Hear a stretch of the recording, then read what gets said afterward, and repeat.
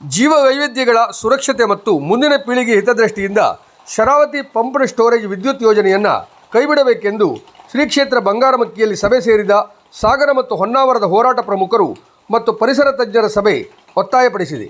ಮಾರುತಿ ಗುರೂಜಿಯವರ ಅಧ್ಯಕ್ಷತೆಯಲ್ಲಿ ಸಾಗರದ ಹೋರಾಟ ಪ್ರಮುಖ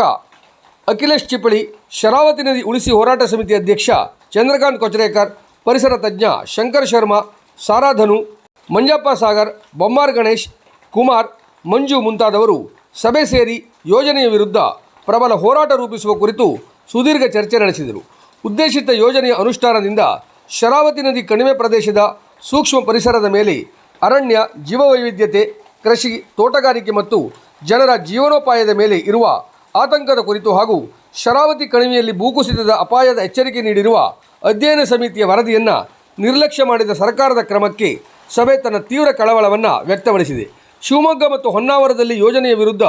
ಈಗಾಗಲೇ ಒಂದು ಹಂತದ ಹೋರಾಟ ಆರಂಭಿಸಿ ಸರ್ಕಾರದ ಗಮನ ಸೆಳೆದಿರುವ ಕುರಿತು ಮತ್ತು ಹೋರಾಟಕ್ಕೆ ವಿವಿಧ ಪ್ರಮುಖರು, ಸಂಘಟನೆಗಳು ಪಕ್ಷಾತೀತ ಬೆಂಬಲಿಸಿರುವ ಬಗ್ಗೆ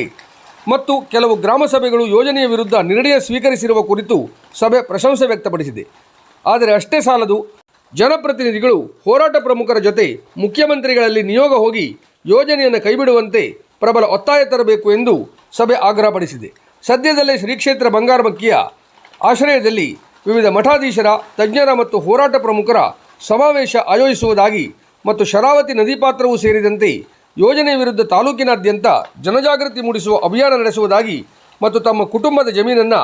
ಯಾವುದೇ ಕಾರಣಕ್ಕೂ ಯೋಜನೆಗೆ ನೀಡದೆ ಹೋರಾಟಕ್ಕೆ ಬಲ ತುಂಬುವುದಾಗಿ ಮಾರುತಿ ಗುರೂಜಿ ತನ್ನ ಬದ್ಧತೆಯನ್ನು ಸಭೆಗೆ ತಿಳಿಸಿದ್ದಾರೆ. ನೆಲಮಟ್ಟದಿಂದ 50ರಿಂದ 430 ಮೀಟರ್ ಆಳದಲ್ಲಿ 7 ಕಿಲೋಮೀಟರ್ ಉದ್ದಕ್ಕೆ ಸುರಂಗ ಕೊರೆದು ಭೂಗತ ಜಲವಿದ್ಯುತ್ ಸ್ಥಾವರ ನಿರ್ಮಿಸುವ ಉದ್ದೇಶಿತ ಯೋಜನೆಯಿಂದ ಪಶ್ಚಿಮಘಟ್ಟ ಪ್ರದೇಶದ ನದಿ ಕಣಿವೆ ಭಾಗದಲ್ಲಿ ಭೂ ಸಡಿಲಿಕೆಯ ಅಪಾಯ ಜೊತೆಯಲ್ಲಿ ಅರಣ್ಯ ಮತ್ತು ಪರಿಸರ ನಾಶ ಸಹಿತ ನದಿ ನೀರಿಗೆ ಗೇರುಸೊಪ್ಪೆಯವರೆಗೆ ಉಪ್ಪು ನೀರಿನ ಸೇರುವಿಕೆ ನಿಶ್ಚಿತ ಎಂದು ಯುನೆಸ್ಕೋ ಮತ್ತು ಮಾಧವ್ ಗಾಡ್ಗೀಳ್ ವರದಿ, ಇತ್ತೀಚಿನ ವಿವಿಧ ಅಧ್ಯಯನಗಳ ವರದಿ ಮತ್ತು ವೈನಾಡು ದುರಂತ ವಿವಿಧೆಡೆಯ ಗುಡ್ಡ ಕುಸಿತವನ್ನು ಉಲ್ಲೇಖಿಸಿ ಉದ್ದೇಶಿತ ಯೋಜನೆಯನ್ನು ಕೈಬಿಡಬೇಕೆಂದು ತಜ್ಞರು ಪ್ರತಿಪಾದಿಸಿದ್ದಾರೆ ಎಂದು ಕೊಚರೇಕರ್ ಹೇಳಿದ್ದಾರೆ.